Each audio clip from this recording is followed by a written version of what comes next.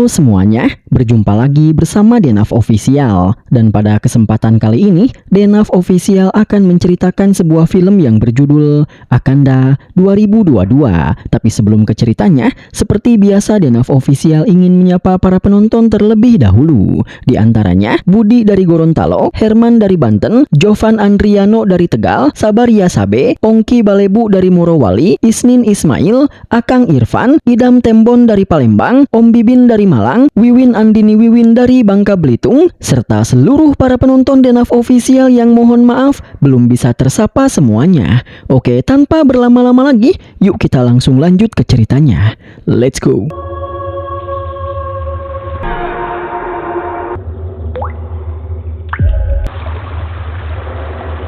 Di salah satu hutan di India, diperlihatkan sekelompok tentara angkatan darat India yang sedang melakukan sebuah operasi untuk menangkap seorang kriminal paling berbahaya dan paling dicari di seluruh India, di mana si buronan tersebut bernama Gajendra Sahu. Ini pepenguknya. Namun di saat mereka sedang menyusun sebuah rencana dan siasat untuk menangkap Gajendra, tiba-tiba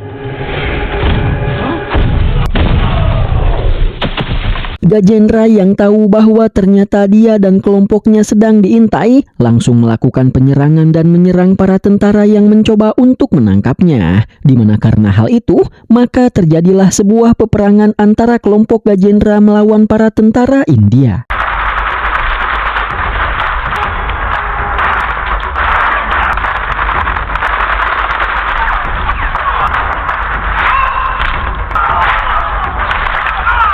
Meski banyak anggota mereka yang menjadi korban, tapi para tentara mampu mengalahkan dan meratakan seluruh anggota Gajendra. Begitupun dengan Gajendra yang juga berhasil ditaklukkan dan dikalahkan. Dimana karena sebuah ledakan, Gajendra pun terlempar ke dalam sebuah danau. Tapi ternyata Gajendra belumlah tewas. Dimana meski dia tengah terluka sangat parah, tapi Gajendra masih bisa bertahan, lalu mendatangi sebuah kuil dan menghabisi seorang pendeta suci yang merupakan pimpinan di kuil ini.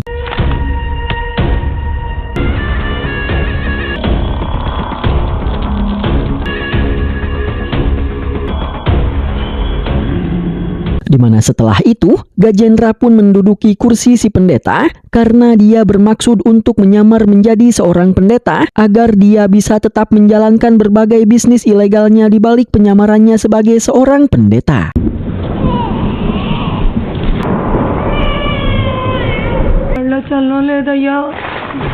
Sementara itu di tempat lain, ada seorang wanita yang bernama Cenunung yang baru saja melahirkan sepasang bayi kembar. Yang mana tak lama setelah itu, suami Cenunung yang bernama Rama Chandria ini kedatangan seorang pendeta yang bernama Kang Momon yang sengaja datang karena dia mendapatkan panggilan dari dewa untuk meramal nasib dari kedua putra Rama Chandria.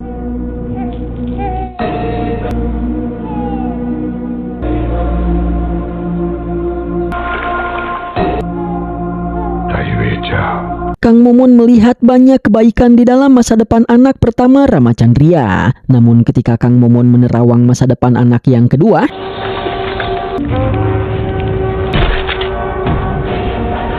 Kang Momon melihat banyak sekali bencana. Oleh karena itu, Kang Momon pun menyarankan agar sebaiknya Rama Chandria membuang anak keduanya ini, agar Rama Chandria terhindar dari mara bahaya yang akan disebabkan oleh anak keduanya tersebut.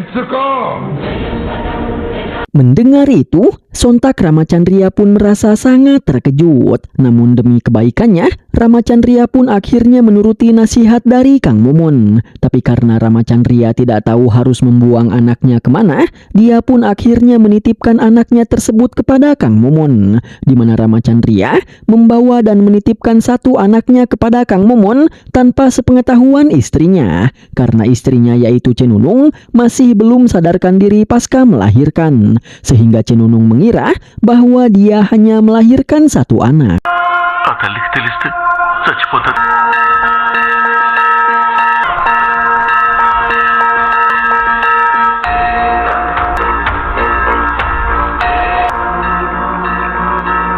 Kang Momon pun membawa satu anak Rama Chandria, di mana kemudian Kang Momon juga memberikan anak tersebut kepada seorang pendeta lain.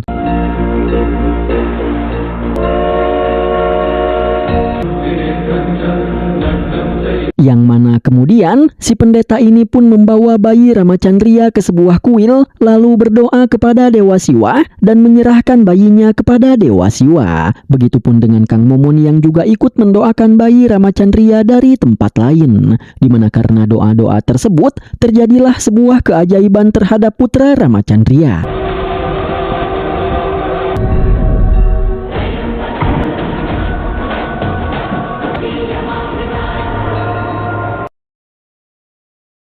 Puluhan tahun kemudian, di sebuah desa, ada seorang preman yang sudah bertobat bernama Kanapa yang sedang memanen buah-buahan hasil jerih payah pertanian dirinya bersama ayahnya. Di mana alasan mengapa Kanapa bisa bertaubat adalah karena ada seseorang yang berbaik hati memberikan sebidang lahan tanah beserta bibit-bibit tumbuhan kepada Kanapa dan ayahnya agar Kanapa bisa mencari uang yang halal dengan bertani. Namun si orang baik hati tersebut meminta Kanapa untuk berjanji kalau Kanapa tidak akan berbuat kekerasan lagi dan akan berhenti menjadi penjahat. Itulah sebabnya sekarang Kanapa telah meninggalkan profesinya sebagai penjahat dan telah memulai hidup baru sebagai petani.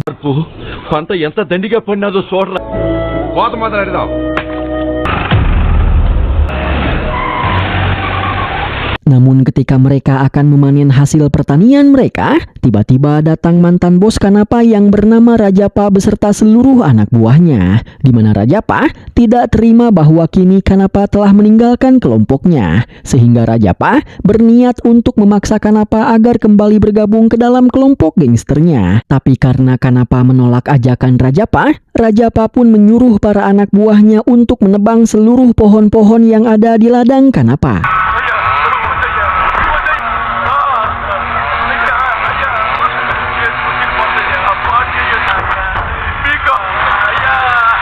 Melihat itu, Kanapa yang sebenarnya merasa sangat emosi pun hanya bisa diam, karena dia telah berjanji kepada orang yang memberinya lahan dan bibit-bibit tanaman ini kalau dia tidak akan pernah lagi berbuat kekerasan. Sehingga kini, dia pun hanya bisa diam dan pasrah melihat kesemena-menaan mantan bosnya yaitu Rajapa. Dan di tengah-tengah kesemena-menaan Rajapa beserta para anak buahnya, tiba-tiba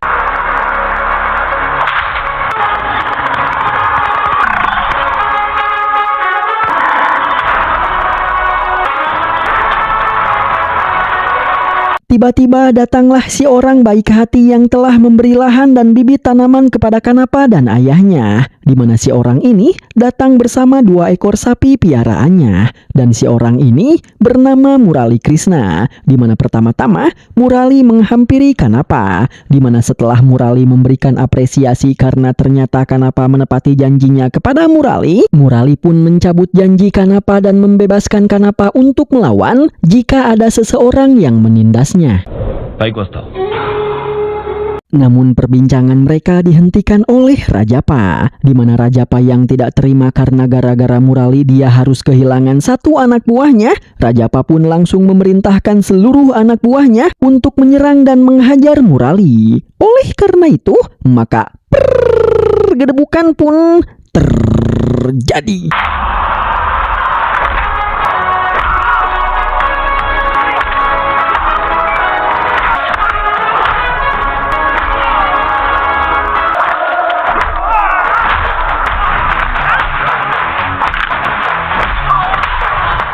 Di mana dengan kemampuannya yang di luar Nurul, Murali pun bisa menghajar dan mengalahkan seluruh anak buah Rajapa. Di mana kehebatan Murali itu membuat Rajapa menjadi colohok karena dia merasa terkejut dengan kehebatan Murali. Karena meskipun dia dikeroyok oleh banyak sekali anak buah Rajapa yang membawa senjata, tapi dengan santai dan tenang, Murali bisa menghindari setiap serangan mereka dengan mudah. Setelah itu, Murali pun memberikan sebuah serangan balik. Namun karena Murali merupakan orang yang sangat baik hati, Murali pun tidak menghabisi mereka dan hanya menghajar serta melukai mereka saja untuk memberikan mereka pelajaran agar mereka kapok dan tidak berbuat jahat lagi.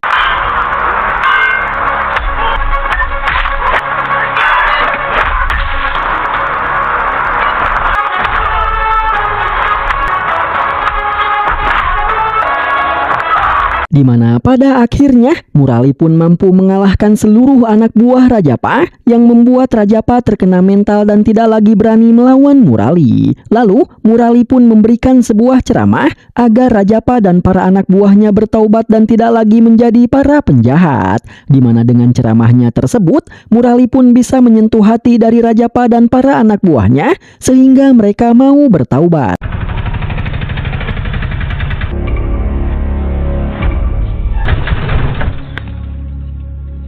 Sir guest house లో ఉంటారు. Sementara itu di tempat lain ada seorang wanita yang bernama Saranya yang sedang mendatangi seorang kepala polisi di rumahnya, di mana Saranya bermaksud untuk membuat sebuah laporan kepada si polisi ini. Namun alih-alih menindak laporan Saranya dengan serius, si kepala polisi yang bernama Agus ini malah bersikap genit kepada Saranya. Namun tiba-tiba Agus mendapatkan sebuah panggilan yang mengharuskan Agus untuk segera pergi ke kantor kolektor karena kolektor baru di kota ini akan segera tiba. Yang ketika Agus beserta semua orang sudah bersiap di depan kantor kolektor untuk menyambut kedatangan kolektor baru di kota ini, alangkah terkejutnya Agus karena ternyata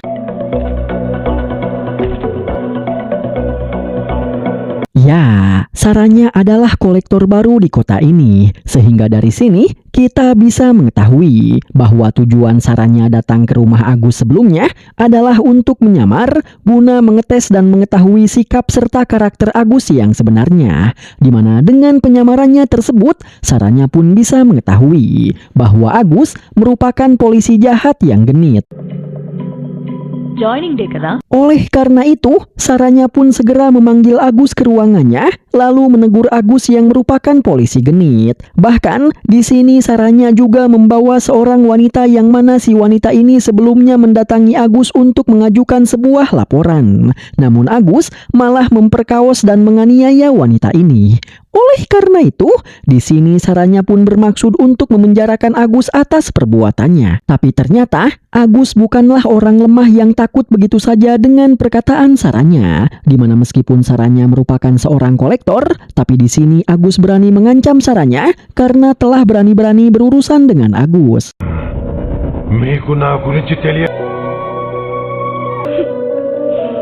You're suspended. Okay, pada. Singkat cerita, Saranya pun mendatangi sebuah acara yang khusus diadakan untuk menyambut kedatangannya. Dan tidak hanya kedatangan Saranya, tapi acara ini juga diperuntukkan untuk menyambut seorang menteri pusat yang bernama Barat. Karena hari ini adalah hari pertama Barat dan Saranya mengemban tugas sebagai menteri pusat dan sebagai seorang kolektor.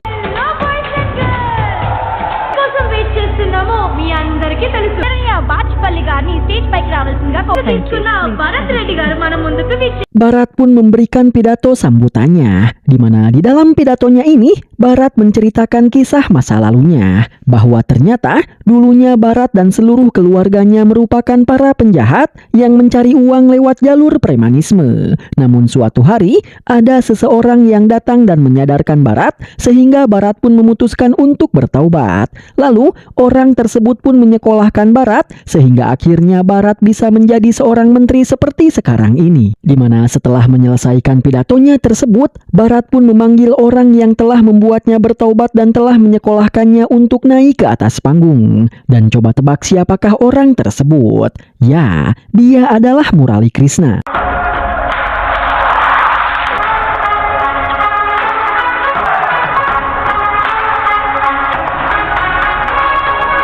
Kehadiran Murali pun sontak langsung disambut dengan meriah oleh seluruh masyarakat. Semua itu dikarenakan karena Murali adalah orang yang paling dihormati di seluruh kota ini. Semua itu dikarenakan karena Murali telah banyak berjasa bagi para masyarakat di kota ini. Bahkan Murali telah membangun banyak sekolah-sekolah, perguruan tinggi, dan banyak rumah sakit di seluruh penjuru kota ini. Dan seluruh biaya pendidikan di sekolah-sekolah Murali serta biaya pengobatan di rumah sakit Murali itu digratiskan.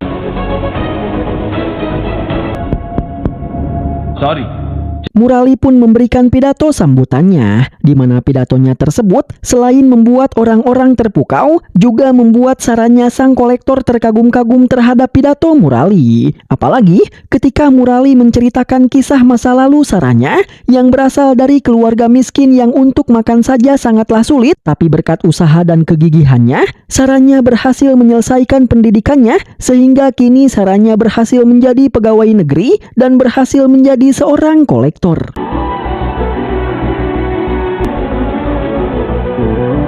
Di mana hal itu membuat Saranya merasa sangat terkejut karena bagaimana bisa Murali mengetahui kisah masa lalunya, padahal Saranya baru saja datang ke kota ini.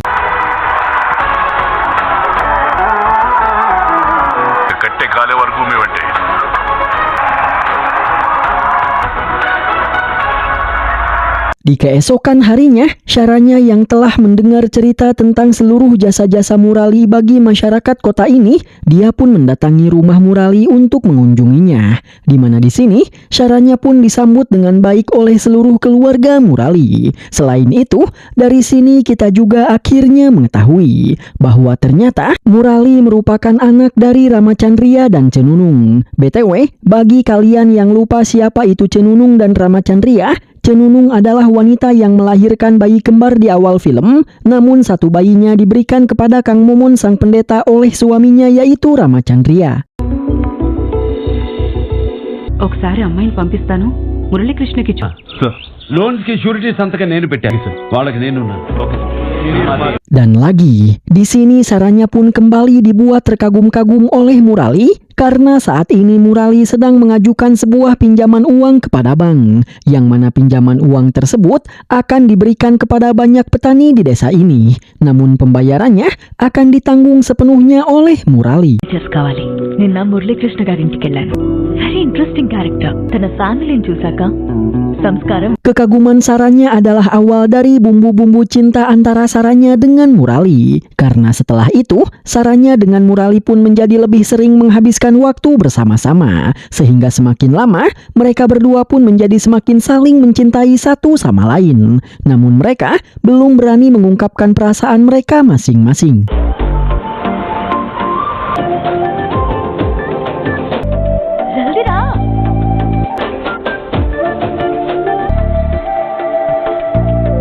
Singkat cerita, di suatu hari, Saranya pun mendapatkan sebuah informasi terkait keberadaan sebuah pertambangan di sebuah hutan yang bernama Hutan Nalamalaboga, di mana hal itu membuat Saranya merasa sangat terkejut, karena seharusnya Hutan Nalamalaboga merupakan daerah hijau yang tidak seharusnya ada pertambangan. Sehingga di sini, Saranya pun menyuruh asistennya yang bernama Fatmawati untuk menyelidiki segala hal terkait pertambangan tersebut.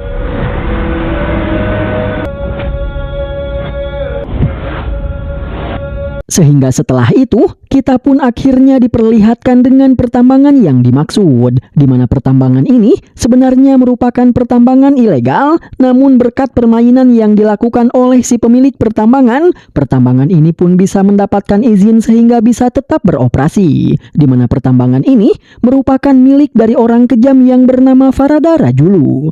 Ini pembenguknya.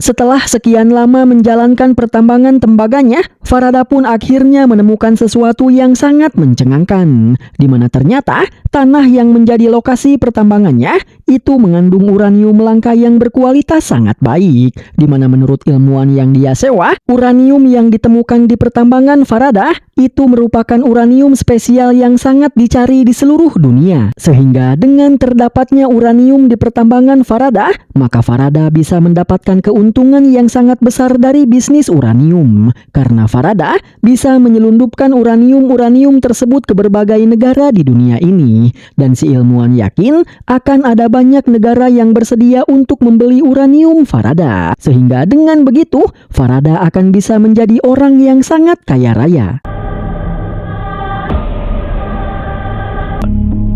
all over Indialo.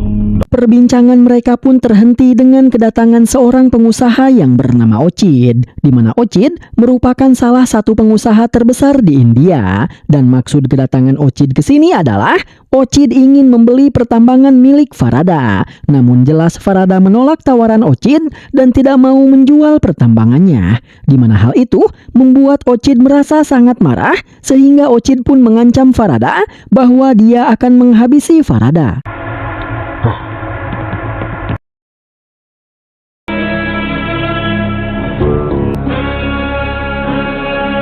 Dan akhirnya kita pun kembali diperlihatkan dengan sosok Gajendra Sahu yang kini telah menjadi seorang pendeta besar yang mempunyai banyak sekali pengikut, di mana para pengikut Gajendra itu sangatlah fanatik terhadap Gajendra, sehingga mereka semua menganggap bahwa omongan Gajendra adalah firman Tuhan, sehingga Gajendra sangat diagung-agungkan oleh para pengikutnya. Shubham Bhuyat. Shubham Bhuyat. Setelah para pengikutnya bubar, Ochid pun datang menghampiri Gajendra karena Ochid bermaksud untuk meminta bantuan Gajendra guna melenyapkan Farada. Namun alangkah terkejutnya Ochid ketika di sana sudah ada Farada, karena ternyata Farada adalah kaki tangan Gajendra, di mana sebenarnya pertambangan tersebut merupakan pertambangan milik Gajendra. Namun karena Gajendra harus tetap menjalankan penyamarannya sebagai seorang pendeta, Gajendra pun mempercayakan pertambangannya tersebut kepada Farada, sementara Gajendra hanya memantau dari kejauhan. Oleh karena itu, alih-alih membantu Ochid untuk melenyapkan Farada, di sini Gajendra pun justru malah menghabisi Ochid, meskipun Ochid merupakan salah satu pengikut setianya.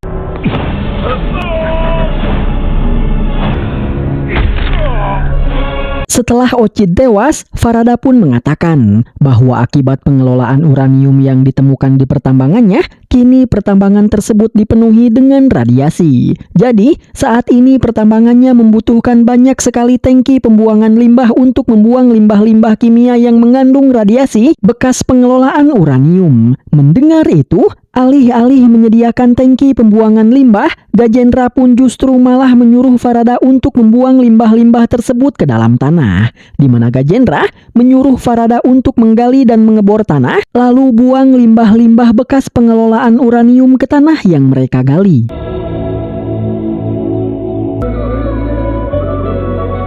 Kembali kepada Murali dan Saranya, di mana di sini akhirnya Saranya pun berani mengungkapkan perasaan cintanya dan mengajak Murali untuk menikah. Dan Murali yang juga memang mencintai Saranya, sontak Murali pun langsung bersedia menerima ajakan Saranya untuk menikah. Oleh karena itu, tak lama setelah itu, Saranya dan Murali pun melangsungkan pernikahan mereka.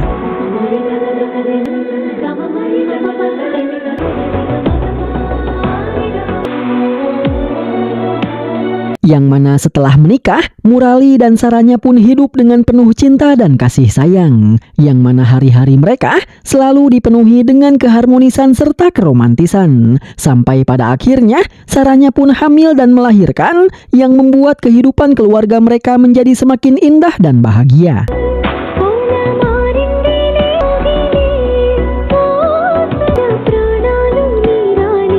Dan singkat cerita, anak Murali serta Saranya pun telah berumur 3 tahun. Di mana tak lama setelah hari ulang tahunnya, Ramachandria pun membawa anak Murali yang bernama Tiara ini untuk diperkenalkan kepada Kang Momon.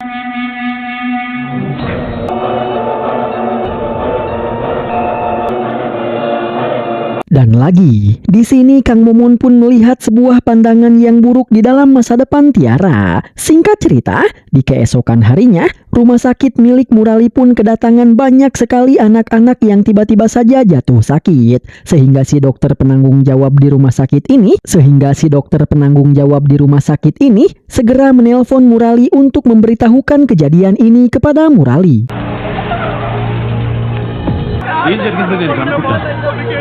Dan alangkah sedihnya Murali ketika dia melihat banyak sekali anak-anak yang tiba-tiba saja jatuh sakit. Bahkan banyak di antara anak-anak ini yang tidak bisa tertolong dan meninggal dunia.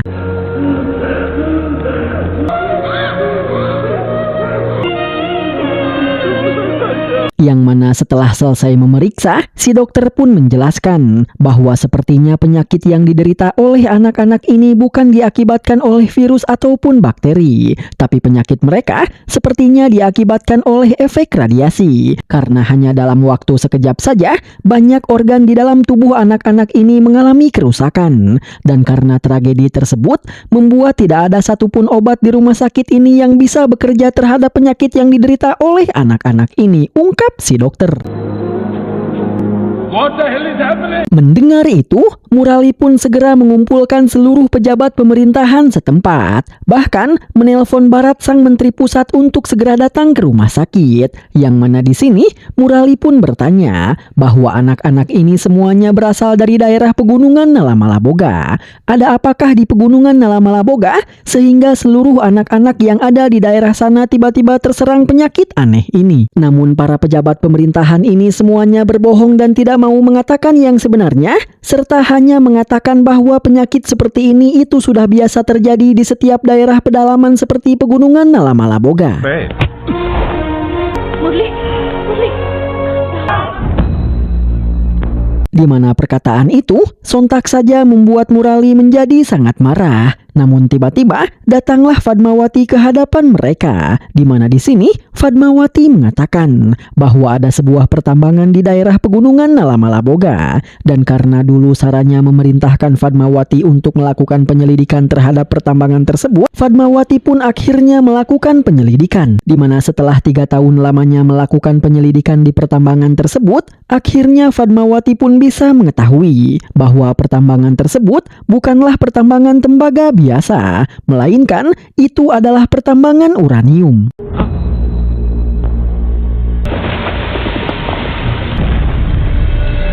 Sang pemilik pertambangan yaitu Farada menyewa para ilmuwan untuk mengekstrak dan mengelola uranium tersebut di pertambangan. Dan karena mereka membutuhkan pembuangan limbah untuk membuang limbah-limbah bekas pengelolaan uranium, mereka pun mengebor tanah dan membuang limbah-limbah yang dipenuhi dengan radiasi ke dalam tanah. Dimana karena hal itu, tanah-tanah di daerah pegunungan Nalamalaboga kini menjadi terkontaminasi yang membuat anak-anak di sana kini terserang penyakit aneh ini. Dan ini barulah efek awal, di mana jika kegiatan ini tetap dibiarkan berlanjut, maka cepat atau lambat seluruh wilayah ini juga akan terkontaminasi, yang pada akhirnya seluruh manusia yang ada di wilayah ini akan terkena penyakit dan tewas. Mendengar itu, Murali pun memerintahkan si dokter untuk segera membeli segala obat-obatan dan peralatan yang dibutuhkan untuk menyembuhkan anak-anak ini. Lalu, dia pun segera menanyakan di mana lokasi pertambangan Farada berada.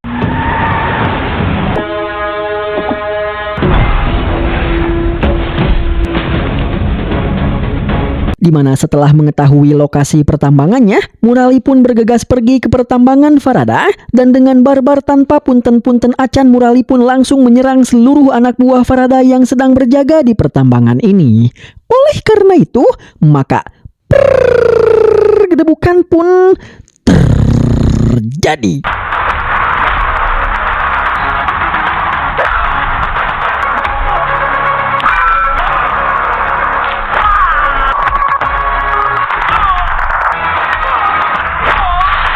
Dan seperti biasa, dengan kemampuannya yang sangat luar biasa, Murali pun mampu menghajar dan mengalahkan seluruh anak buah Farada dengan sangat mudah. Di mana kali ini, Murali menyerang mereka dengan penuh amarah, sehingga di sini Murali sedikit pun tidak berbelas kasihan dan menghajar mereka semua tanpa ampun. Sehingga, bahkan salah satu pentolan anak buah Farada tidak bisa menghentikan Murali dan harus bernasib sama seperti anak buah Farada yang lainnya, yaitu dihajar habis-habisan oleh Murali.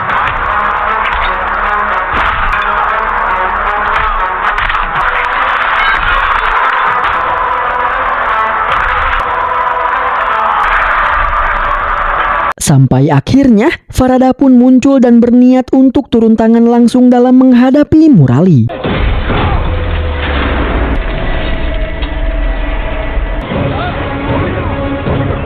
Namun ketika mereka berdua hampir saja berkelahi, tiba-tiba datanglah anak buah Farada yang memegangi Farada, serta Barat yang memegangi Murali, sehingga mereka berdua dapat dipisahkan, di mana Barat membujuk Murali agar segera kembali ke rumah sakit, karena saat ini mementingkan para pasien lebih utama ketimbang mementingkan Farada. Karena urusan Farada, biarlah menjadi urusan Barat, di mana Barat berjanji kalau dia akan menghentikan izin dari pertambangan Farada agar tidak bisa beroperasi lagi. Sementara anak buah Farada menenangkan Farada karena kini di sisi Murali sedang ada Barat yang merupakan seorang menteri pusat. Jadi sebaiknya mereka bisa menjaga sikap mereka agar Barat tidak curiga. Di dalam mobil, Barat pun mengatakan bahwa selama ini Farada telah berhasil menyembunyikan pertambangannya dari mata dunia, dan entah dari mana Farada bisa mendapatkan izin untuk pertambangannya. Padahal orang-orang di sekitar sini saja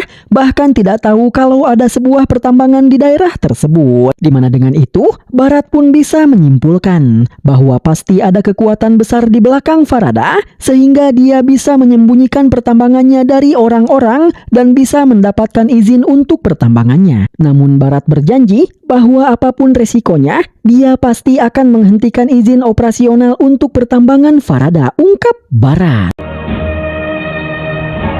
పోనివ్వను, ఆ మైన్ ఉండనివ్వను. మాది హామీ. Murali!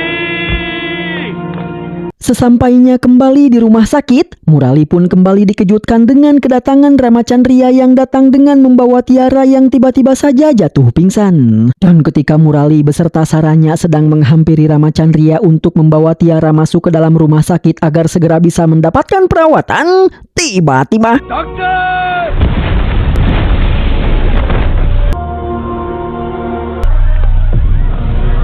tiba-tiba terjadi sebuah ledakan yang menewaskan seluruh pasien beserta si dokter, serta menewaskan banyak orang lainnya dan membuat beberapa orang luka-luka. Bahkan, Barat sang menteri pusat pun juga ikut tewas di dalam insiden ini, di mana hal itu sontak saja membuat Murali merasa sangat bersedih.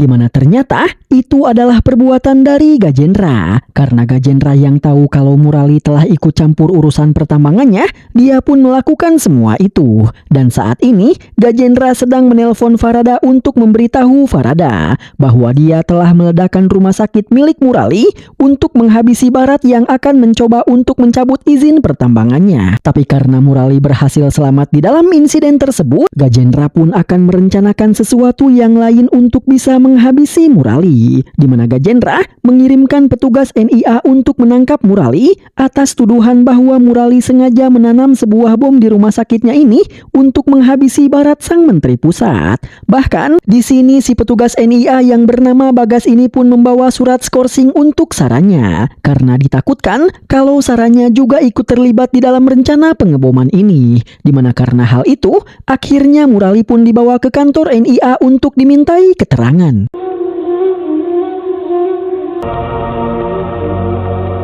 Kembali kepada Gajendra, di mana di sini Gajendra memerintahkan Farada untuk menghabisi seluruh masyarakat penduduk daerah pegunungan Nalamalaboga karena kini mereka telah mengetahui aktivitas ilegal di pertambangan Gajendra. Oleh karena itu, Farada pun menangkap sebagian warga lalu menghabisi mereka dengan cara digeleng menggunakan sebuah truk.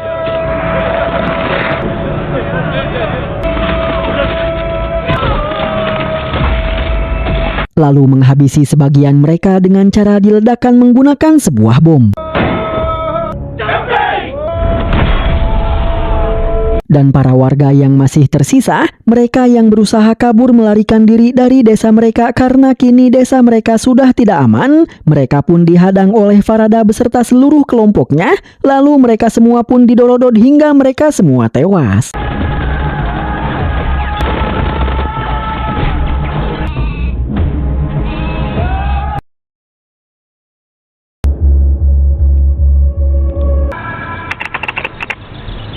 Sementara itu di kantor NIA, Bagas yang merupakan seorang petugas jujur pun sedang berusaha meminta keterangan terkait apa yang sebenarnya terjadi kepada Murali. Namun Murali hanya diam dan tidak mau mengatakan apapun.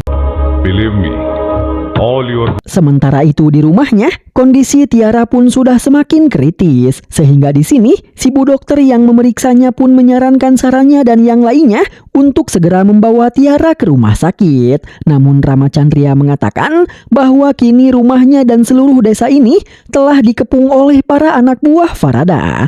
Jadi, mereka tidak mungkin bisa membawa Tiara ke rumah sakit. Dan di tengah-tengah kebingungan mereka, Rajapa pun mengatakan bahwa mari kita bawa Tiara ke rumah sakit. Dan masalah anak buah Farada, Rajapa lah yang akan mengurus mereka. Di mana Rajapa akan berusaha melindungi Tiara dan Saranya dalam perjalanan menuju rumah sakit. Mendengar itu, mereka semua pun akhirnya mengambil resiko besar untuk segera pergi ke rumah sakit guna memberikan pengobatan untuk Tiara.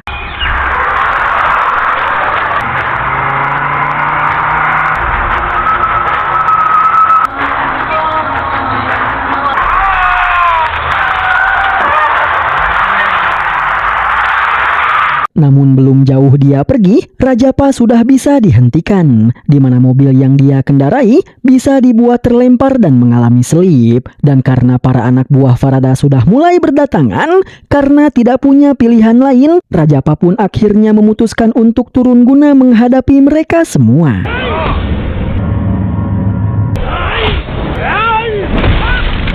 Rajapa pun mendapatkan bantuan dari Kanapa. Namun di sini, Rajapa malah menyuruh Kanapa untuk segera pergi ke rumah sakit agar Tiara bisa segera mendapatkan pertolongan. Oleh karena itu, Kanapa pun segera pergi untuk mengendarai mobil, sementara Rajapa berusaha menahan mereka berdua. Dan ketika Rajapa berhasil menjatuhkan mereka, Rajapa pun segera pergi untuk membantu mendorong mobilnya yang selip. Yang meskipun dia mendapatkan banyak tikaman, tapi Rajapa tetap bertahan dan tetap fokus mendorong mobilnya sehingga akhirnya mobil tersebut bisa melaju kembali. Dimana karena hal itu, Rajapa pun harus tewas di dalam insiden tersebut. భయపడమాకండి అమ్మా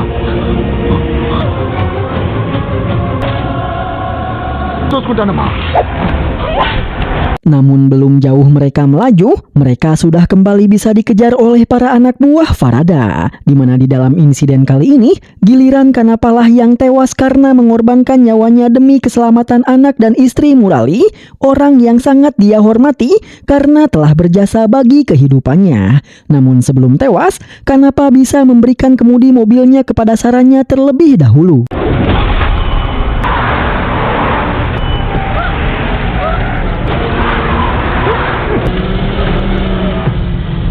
Saranya pun melanjutkan perjalanan meski dengan hati yang dipenuhi dengan ketakutan serta kesedihan karena di dalam insiden ini telah ada 2 nyawa yang terkorbankan.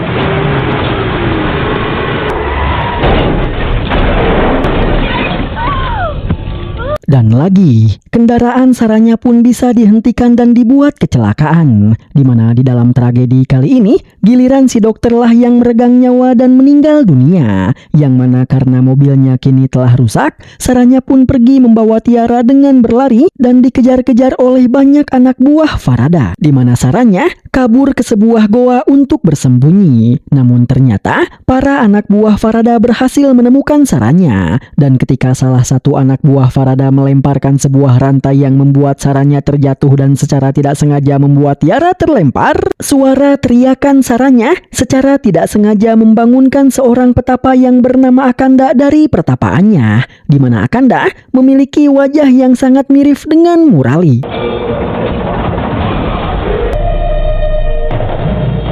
Sehingga dari sini, kita bisa menyimpulkan bahwa mungkin Akanda adalah saudara kembar Murali yang dulu dibuang oleh Ramachandra. Dan Akanda langsung menangkap Tiara yang terlempar, lalu dengan sedikit terapi dan kekuatannya, dia pun bisa menyembuhkan Tiara dalam sekejap. Yang setelah Akanda memberikan kembali Tiara kepada Saranya, Akanda pun langsung bersiap untuk melawan para anak buah Farada yang mulai berdatangan untuk menangkap Saranya. Dan inilah yang terjadi.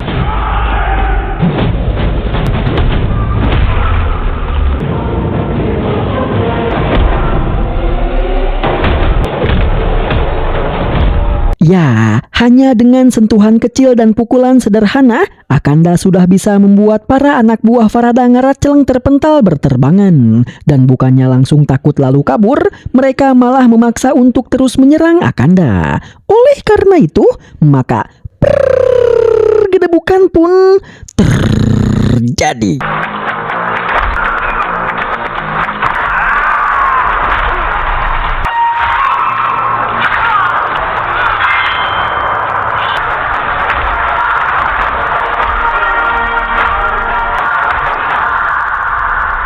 Dan pada akhirnya, sebanyak 40 orang anak buah Farada yang datang untuk mengejar Saranya pun harus tewas di tangan Akanda. Di mana kehadiran Akanda juga langsung bisa dirasakan oleh Gajendra. Karena tiba-tiba saja, singgasana Gajendra rusak yang membuat Gajendra terjatuh dan hampir saja tewas tertusuk. Di mana karena kejadian tersebut, Gajendra pun langsung bisa merasakan kalau ada sebuah bahaya yang sedang mendekati dirinya. Oleh karena itu, Gajendra pun memutuskan untuk pergi meninggalkan kuil ini dan akan segera pergi ke kuil yang ada di daerah Antapuram. Kembali ke goa tempat di mana Akanda membantai para anak buah Farada. Di mana di sini Farada beserta para anak buahnya yang lain pun sudah berdatangan untuk mengevakuasi mayat-mayat dari para anak buahnya yang tewas.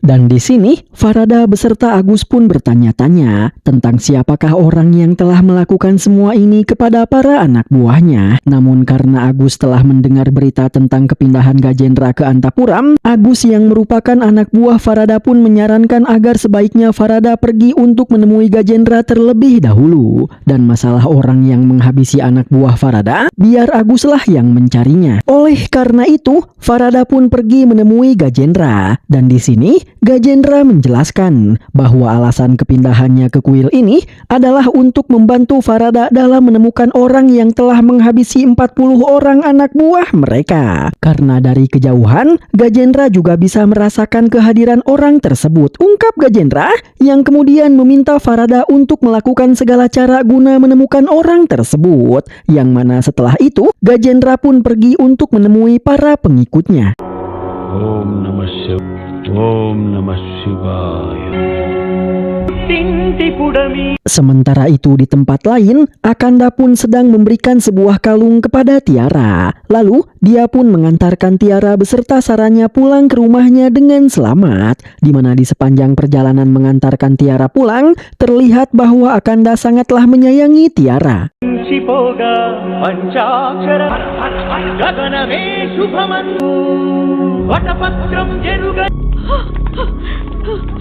Kepulangan Tiara beserta Saranya pun sontak saja langsung disambut dengan penuh sukacita oleh Cenunung beserta seluruh keluarganya. Namun karena Saranya pulang lebih cepat daripada yang seharusnya, Cenunung pun meminta Saranya untuk menceritakan apa yang sebenarnya terjadi. Oleh karena itu, di sini Saranya pun menceritakan seluruh kejadian yang terjadi kepada Cenunung dan semua orang.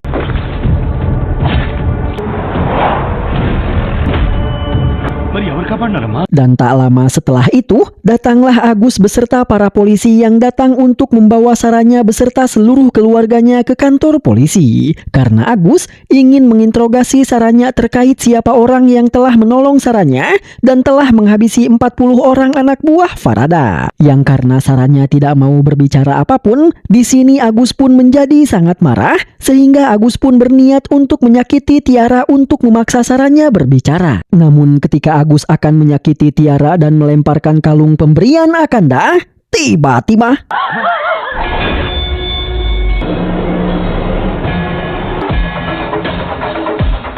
Akanda pun muncul menunjukkan dirinya. Dan melihat Akanda, Cenunung pun bisa merasakan sebuah ikatan spesial antara dirinya dengan Akanda. Yang setelah memberikan kembali kalung sucinya kepada Tiara, Akanda pun meminta Ramachandriya dan seluruh keluarganya untuk pergi meninggalkan kantor polisi ini. Yang mana setelah mereka pergi, Akanda pun menghadap Ucup dan mengatakan bahwa dialah orang yang telah menyelamatkan Saranya dan dialah orang yang telah menghabisi sebanyak 40 orang anak buah Farada, ungkap Akanda, yang kemudian menghajar para polisi korup anak buah Agus.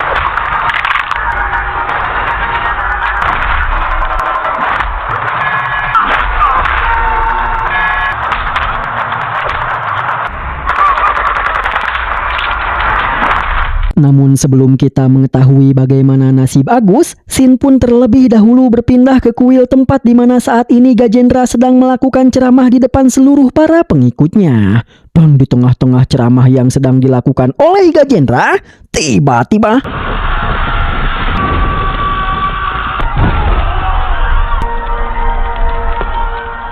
tiba-tiba terjadi sebuah ledakan yang menewaskan seluruh para polisi anak buah Agus, sehingga membuat semua orang merasa sangat terkejut. Namun Agus yang berhasil selamat, dia pun mencoba berlari ke arah Gajendra untuk meminta pertolongan. Namun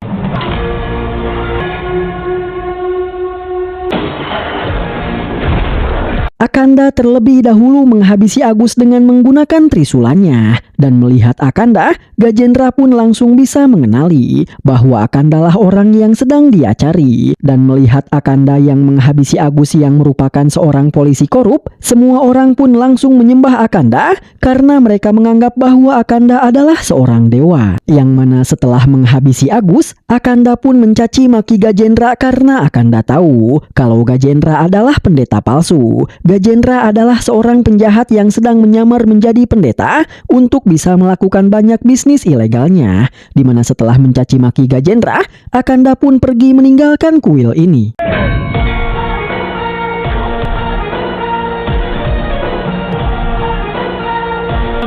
जब थाने पे इसका नाम चले जाएगा। Sementara itu di tempat lain, Cenunung dan keluarganya pun sedang menemui Kang Momon untuk menanyakan siapakah Akanda dan mengapa Cenunung bisa merasakan sebuah ikatan spesial ketika dia melihat Akanda. Dan Kang Momon menjelaskan, ya, dia memanglah anakmu. Sebenarnya, dulu kau melahirkan bayi kembar. Namun atas instruksi dariku, suamimu membuang satu anakmu. Mendengar itu, sontak Cenunung pun menjadi sangat marah karena menganggap bahwa Kang Momon telah berbuat jahat dengan telah memisahkan seorang ibu dari anaknya. Namun Kang Momon menjelaskan bahwa dia memanglah anakmu, tapi sebenarnya dia merupakan putra titipan dari Dewa Siwa. Dewa Siwa menitipkan sebuah janin di dalam perutmu sehingga kau melahirkan bayi kembar. Namun pada saat anakmu dilahirkan, Dewa Siwa memerintahkan aku untuk membawa kembali bayimu untuk diserahkan kepada Dewa Siwa. Karena Dewa Siwa punya tujuan dalam melahirkan Akanda. Karena di suatu tempat di negara ini, ada seorang penjahat yang telah menyamar menjadi orang suci untuk bisa menjalankan berbagai bisnis ilegal. Dia telah melakukan banyak pembunuhan, dia telah merusak alam dengan membuang limbah kimia ke dalam tanah. Itulah sebabnya Dewa Siwa sengaja mengatur kelahiran Akanda melalui rahimmu. Karena Dewa Siwa ingin mengutus Akanda untuk menghentikan kejahatan dari orang tersebut. Di mana orang yang dimaksud oleh Kang Momon adalah Gajendra. Mendengar itu, Cenunung pun tidak mau menerima apapun alasan dari Kang Momon. Karena apapun yang direncanakan oleh Dewa Siwa, menurut Cenunung Akanda tetaplah anaknya. Karena Akanda terlahir dari rahimnya.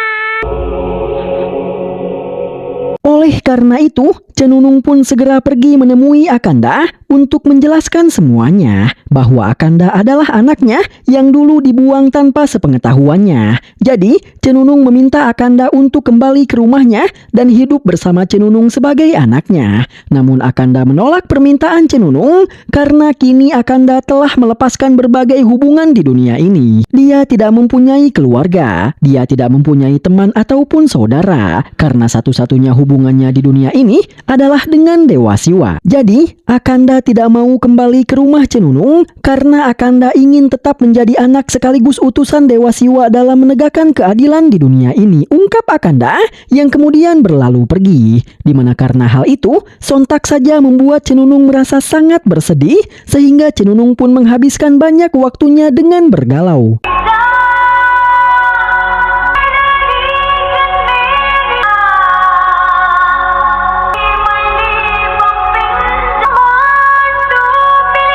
Di mana sebenarnya Akanda juga merasakan kesedihan yang sama dengan Cenunung. Karena bagaimanapun, Cenunung tetaplah ibu yang melahirkannya. Sehingga di dalam hatinya, Akanda ingin sekali pulang ke rumah ibunya. Namun demi kebaikannya dan demi kebaikan dunia ini, Akanda pun lebih memilih memutuskan hubungannya dengan Cenunung demi bisa terus menjadi utusan Dewa Siwa.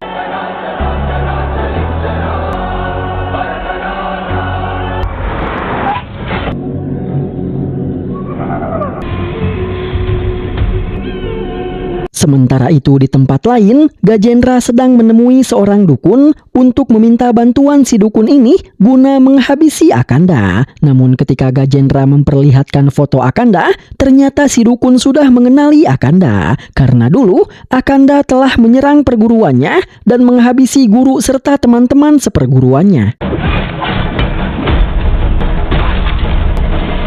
Sehingga di sini, si dukun pun menjelaskan bahwa Akanda bukanlah orang biasa. Dia memiliki 7 jenis cakra di dalam tubuhnya. Dia menguasai 5 jenis elemen yang ada di dunia ini.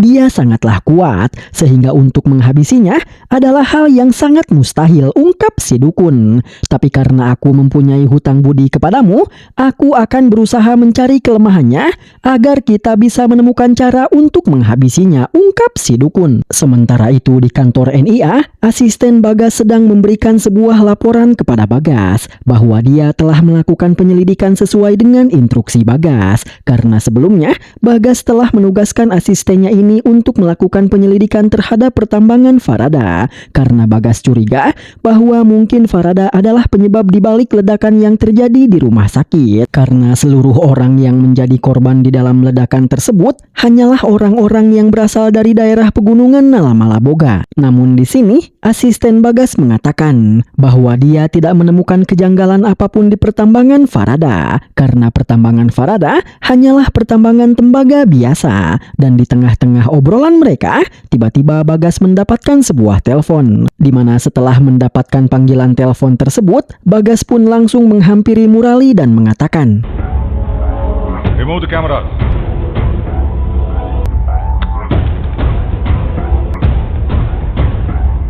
Tadinya aku sempat berpikir bahwa kau mungkin adalah dalang yang merencanakan pengeboman tersebut untuk menghabisi Barat si Menteri Pusat. Tapi baru saja aku mendapatkan sebuah telepon, yang mana si penelpon tersebut mengatakan bahwa dia akan memberikanku uang sebesar 100 crores asalkan aku mau menghabisimu. Dari situ, aku berpikir bahwa mungkin kau bukanlah seorang penjahat, tapi ada seorang penjahat yang ingin melenyapkanmu, sehingga orang tersebut sengaja membuatku agar aku menangkapmu, ungkap Bagas. Oleh karena itu, di sini Bagas pun kembali meminta Murali untuk menceritakan segala sesuatu yang Murali tahu, agar Bagas bisa mengambil sebuah kesimpulan tentang apa yang sebenarnya terjadi. Tapi karena Murali kembali bungkam dan tidak mau mengatakan apapun, itu membuat Bagas menjadi marah, karena dengan begitu, itu membuat Bagas menjadi kesulitan untuk bisa memecahkan kasus ini. Same bloody old silence.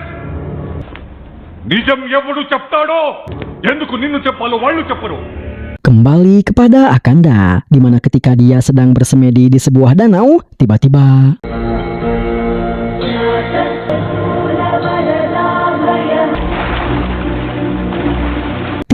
dia menemukan tubuh Fatmawati yang tenggelam di danau ini. Melihat itu, Akanda pun segera membawa Fatmawati ke pinggir danau, lalu dengan menggunakan kekuatannya, Akanda pun memegang kepala Fatmawati untuk menerawang ingatan Fatmawati guna mengetahui apa yang telah terjadi kepada Fatmawati. Dan lewat masa lalu Fatmawati yang dia terawang, Akanda pun melihat bahwa sebelumnya Fatmawati tengah menelpon asisten Bagas karena Fatmawati ingin melaporkan bahwa sebenarnya pertambangan Farada bukanlah pertambangan tembaga biasa, melainkan pertambangan uranium. Namun ketika Fatmawati akan pergi menemui asisten Bagas untuk menyerahkan bukti-bukti kegiatan ilegal yang terjadi di pertambangan Farada, tiba-tiba asisten Bagas sudah berada di rumah Fatmawati bersama Farada dan para anak buahnya, karena ternyata asisten Bagas adalah salah satu anak buah Farada. Dan untuk memberikan pelajaran terhadap Fatmawati karena telah ikut campur di dalam urusannya, Farada pun memperkaos Fatmawati di depan anaknya, lalu menganiaya Fatmawati dan membuangnya ke danau. Mengetahui itu, sontak Akanda pun merasa sangat kaget. Sementara itu di pertambangan, Farada telah menangkap Kang Momon beserta para pendeta lain yang merupakan rekan-rekan Akanda, di mana di sini Farada pun berniat untuk menginterogasi Kang Momon tentang bagaimana caranya untuk bisa menghabisi Akanda. Karena Farada percaya bahwa Kang Momon pasti mengetahui cara tentang bagaimana caranya menghabisi Akanda. Karena Kang Momon merupakan orang yang tahu kelahiran Akanda serta mengetahui takdir kehidupan Akanda. Jadi pasti Kang Momon juga tahu bagaimana caranya menghabisi Akanda. Dan bersamaan dengan itu, Farada juga tengah mengirimkan 25 orang anak buahnya untuk menghabisi Akanda. Namun,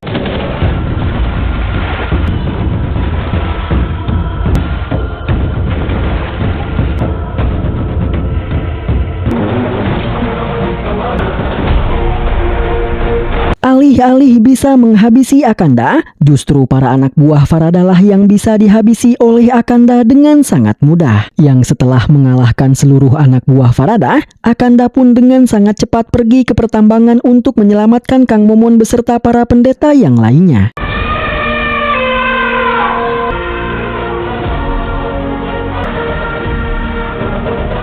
Di mana ternyata Akanda tidak datang sendirian, melainkan datang bersama Fatmawati yang telah selesai dia obati. Melihat Fatmawati, anak laki-lakinya pun langsung berteriak dan langsung berlari menghampiri Fatmawati. Sementara itu, para anak buah Farada pun sudah berkumpul di dekat Farada dan sudah bersiap untuk mengeroyok Akanda. Yang mana setelah mereka berkumpul, 2 buah bulldozer pun datang untuk membawakan mereka banyak senjata. Sehingga para anak buah Farada ini pun sontak langsung berlarian untuk mengambil senjata-senjata tersebut. Di mana setelah itu, mereka pun langsung berlari ke arah Akanda untuk mengeroyok dan menghabisi Akanda. Dan seperti biasa, Akanda pun dengan senang hati meladeni mereka semua. Oleh karena itu, maka gedebukan pun terjadi.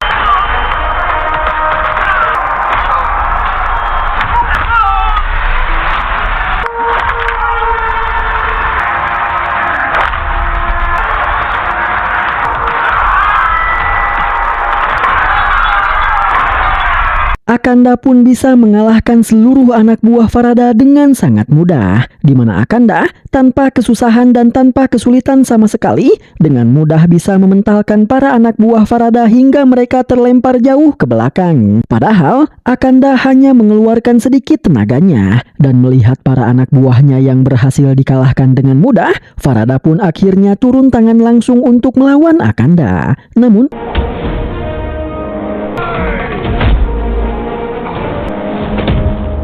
bagaikan Son Goku Super Saiya 7, pukulan dan tendangan Farada sama sekali tidak berasa bagi Akanda. Dimana meskipun Akanda diam, tidak melawan dan membiarkan Farada menyerangnya, tapi Farada bahkan tidak mampu untuk melukai Akanda. Dimana setelah membiarkan Farada menyerang sepuas hatinya, Akanda pun akhirnya menghabisi Farada dengan menotok bagian-bagian vital di tubuh Farada.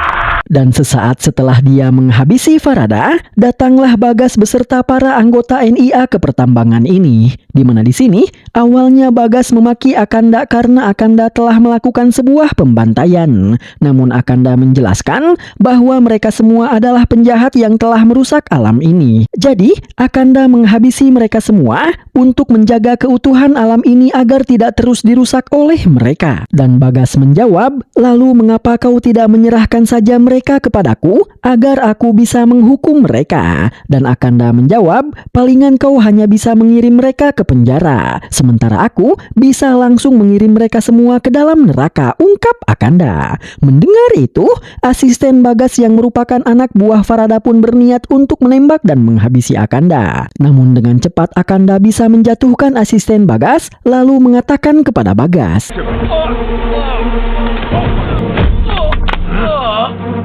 bahwa orang ini adalah salah satu anak buah Farada dan seharusnya aku juga menghabisi orang ini. Tapi karena dia mempunyai seorang anak yang harus dia biayai, jadi aku akan memaafkannya, ungkap Akanda. Dan ketika Akanda akan pergi, Bagas mengatakan, apapun yang kau lakukan, yang jelas kau telah melakukan pembantaian. Dan di mata hukum, ini adalah perbuatan yang salah. Jadi seharusnya kau dihukum. Dan Akanda menjawab, hukum tidak berlaku kepadaku, karena hukum hanya berlaku untuk umat manusia. Sementara aku adalah orang yang hidup berdampingan dengan dewa. Jadi, kau tidak akan bisa menghukumku, karena aku merupakan orang yang diutus langsung oleh dewa untuk menghukum dan menghabisi para penjahat, ungkap Akanda, yang kemudian berlalu pergi.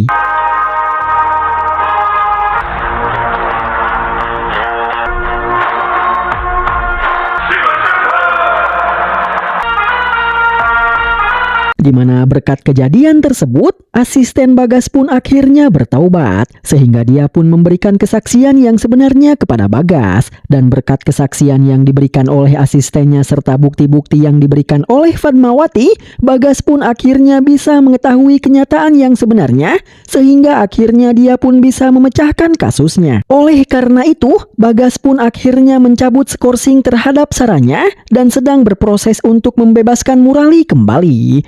Bahkan, Bagas juga berniat untuk menangkap Gajendra. Tapi karena Gajendra telah kabur dan bersembunyi, Bagas pun hanya bisa menyita emas-emas dan uang-uang milik Gajendra dan menangkap para anak buah Gajendra serta menutup pertambangan milik Gajendra dan menangkap para ilmuwan yang bertugas mengelola uranium di pertambangan Gajendra. Di mana hal itu sontak saja membuat Gajendra menjadi sangat marah.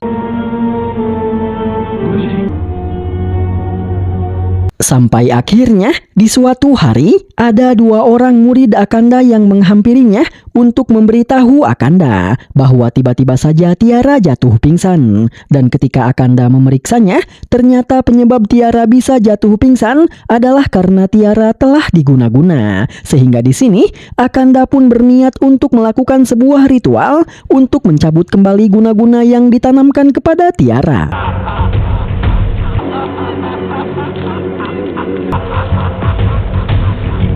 Bersamaan dengan itu, si dukun pun sedang menemui Gajendra untuk mengatakan bahwa akhirnya dia telah menemukan kelemahan Akanda, di mana kelemahan Akanda adalah Tiara. Dan saat ini, si dukun telah mengguna-guna Tiara sehingga kini Tiara tidak sadarkan diri. Di mana untuk bisa menyembuhkan Tiara, maka Akanda pasti akan melakukan sebuah ritual. Dan saat Akanda sedang melakukan ritual itulah, mereka mempunyai kesempatan untuk menghabisi Akanda. Karena dalam menjalankan ritual tersebut, begitu Akanda memulai ritualnya, maka Akanda tidak boleh bergerak sedikit pun sampai dia bisa menyelesaikan ritualnya. Karena apabila Akanda bergerak sedikit saja, maka itu artinya Akanda akan gagal dan dia tidak akan bisa menyembuhkan Tiara. Oleh karena itu, pada saat Akanda sedang melakukan ritual, maka di sanalah kesempatan bagi mereka untuk menghabisi Akanda, ungkap si dukun. Oleh karena itu, si dukun pun memerintahkan Gajendra untuk mengumpulkan seluruh pasukannya guna menghabisi Akanda di saat dia sedang melakukan ritual.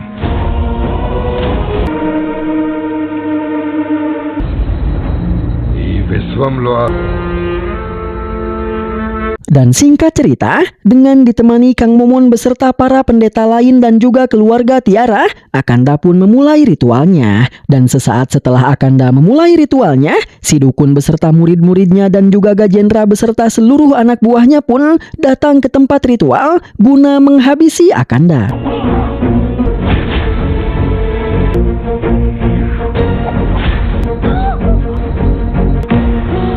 3 buah kapak pun menancap di punggung Akanda. Namun demi keselamatan Tiara, Akanda sama sekali tidak bergerak sedikit pun dan terus membaca mantra untuk menyelesaikan ritualnya. Melihat itu, Gajendra dan para anak buahnya pun berniat untuk mendorodot Akanda agar Akanda bisa langsung tewas. Namun tiba-tiba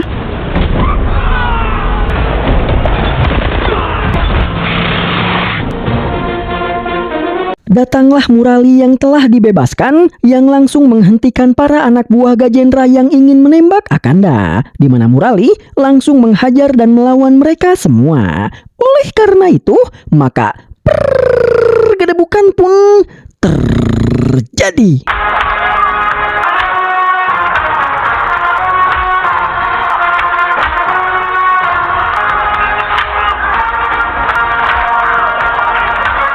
Murali pun sebenarnya bisa mendominasi pertarungan dan mengalahkan para anak buah Gajendra maupun murid-murid si dukun. Namun tiba-tiba si dukun membacakan sebuah mantra sehingga membuat kepala Murali menjadi lenglengan dan merasakan pusing yang sangat hebat. Tapi untunglah di saat para anak buah Gajendra akan menghabisi Murali, kedua sapi piaraan Murali pun datang menolong Murali.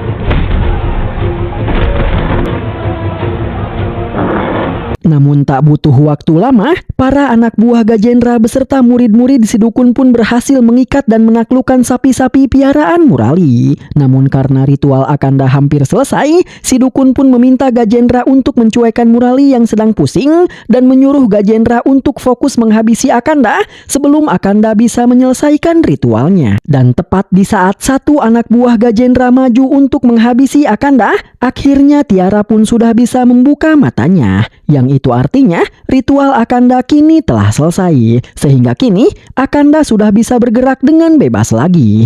Oleh karena itu, Akanda pun kembali mengamuk dan menghabisi anak buah Gajendra yang ingin menghabisinya. Kemudian, Akanda pun kembali bangkit dan sudah bersiap untuk menghabisi Gajendra dan si dukun beserta seluruh anak buahnya. Oleh karena itu, maka Gedebukan pun terjadi.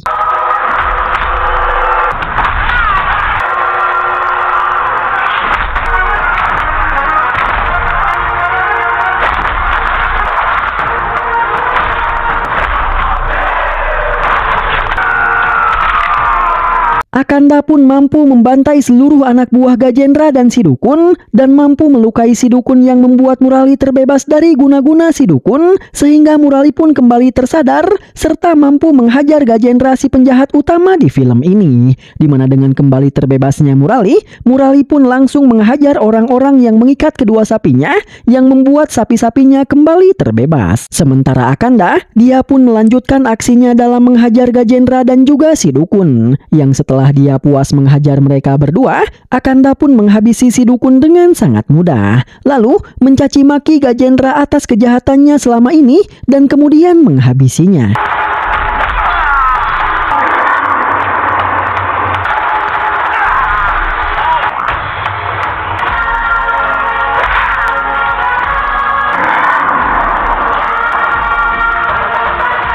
Ya, Gajendra tewas dengan cara ditancapkan ke tanduk sapi milik Murali. Sehingga dengan itu, seluruh penjahat di film ini pun telah terbantai habis. Yang mana setelah semua kondisi kembali aman, Tiara pun berlari menghampiri Murali ayahnya, lalu memeluknya. Sementara itu, Akanda yang akan pergi karena kini tugasnya telah selesai pun berusaha dihentikan oleh Cenunung dan semua orang. Namun meski begitu, Akanda tidak mau mendengarkan mereka dan tetap ingin pergi melanjutkan perjalanannya. Namun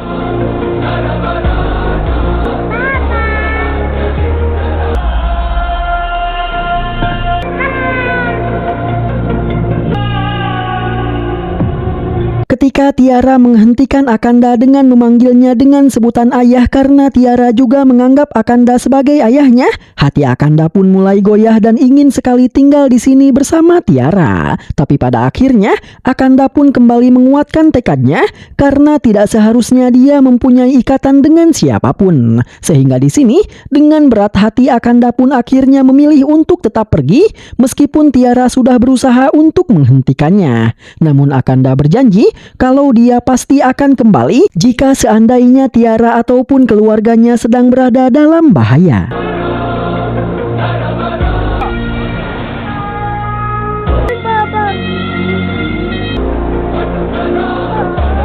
Dan bersamaan dengan kepergian Akanda yang ingin melanjutkan perjalanannya untuk membantai para penjahat di tempat lain, film pun sudah berakhir.